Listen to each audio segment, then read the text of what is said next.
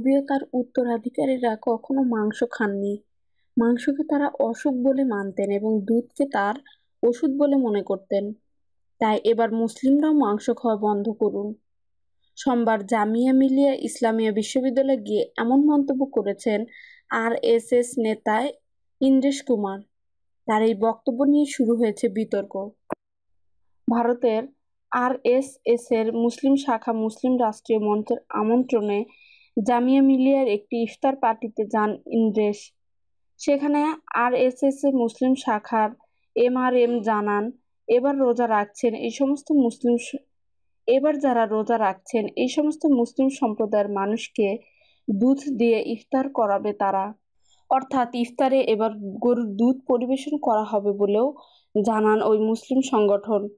আর এরপরেই সামনে আসে ইন্দ্রেশ কুমারের বক্তব্য।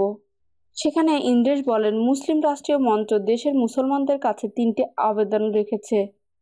প্রথমত, রমজানের সময় তাদের নিজের নিজের এলাকায় গাছ লাগানো উচিত।